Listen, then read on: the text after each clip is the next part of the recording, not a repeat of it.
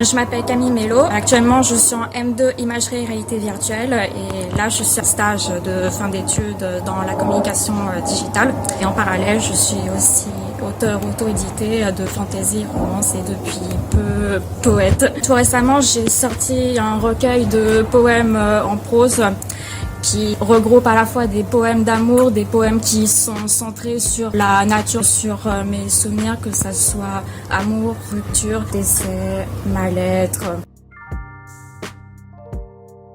Je m'adresse surtout aux rêveurs parce que moi, ce que je recherche avant tout dans ce que j'écris, que ça soit la fantaisie, de la romance ou encore des poèmes, c'est vraiment de faire voyager les lecteurs. Un peu comme moi, je suis une grande rêveuse vu que je suis une grande lectrice moi aussi. Je m'adresse aussi aux personnes qui, comme moi, ont souffert par le passé et qui aimeraient qu'on s'attache un petit peu plus à elles, qu'on leur fasse comprendre qu'elles sont pas seules dans leur malheur, qu'il y a d'autres personnes qui sont là, qui peuvent comprendre ce qu'elles peuvent ressentir, que ce soit par rapport à l'amour, le décès ou même le fait de se sentir super mal dans sa peau au point qu'on ait des idées noires et voire pire.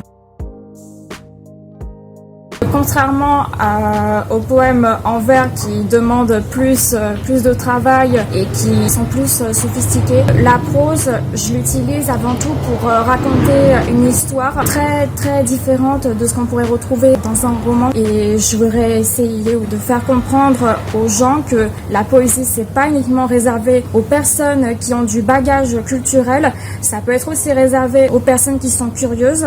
Je lis très peu moi-même de poésie, mais ça m'empêche pas d'être curieuse. J'ai déjà eu aussi des personnes qui n'aiment pas du tout la poésie, qui ont parcouru certains de mes poèmes, qui ont adoré. Et à contrario, j'ai eu aussi des personnes qui s'y connaissaient beaucoup plus en poésie, soit aimaient beaucoup, d'autres me disaient qu'il fallait que je travaille un peu plus sur certaines choses. Et c'est grâce à leurs conseils notamment que j'ai pu améliorer déjà mon style d'écriture. La poésie, c'est pas un genre abstrait, c'est pour moi un genre qui devrait être davantage ouvert à un plus large public. Ça me permet de m'évader. Il y a une bonne partie de mes poèmes qui sont centrés sur mes souvenirs. Et moi, le fait de marquer noir sur blanc ce que je ressens, ça me permet déjà d'évader un petit peu la douleur, toute l'euphorie, la joie que je peux ressentir.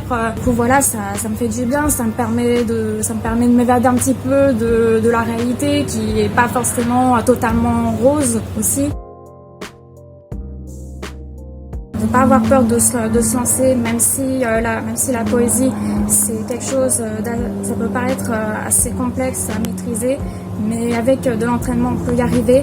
Et après, s'il y a des personnes qui veulent vraiment se lancer dans l'aventure, je leur conseillerais vraiment de se lancer comme moi je l'ai fait précédemment pour que ça soit ce recueil ou même mon autre roman que j'ai sorti l'année dernière, c'est de commencer à publier sur une plateforme d'écriture utilisée par beaucoup d'auteurs, que ce soit des auteurs auto-édités, des auteurs édités ou encore des auteurs vraiment en herbe qui ont très peu d'expérience et qui recherchent des conseils.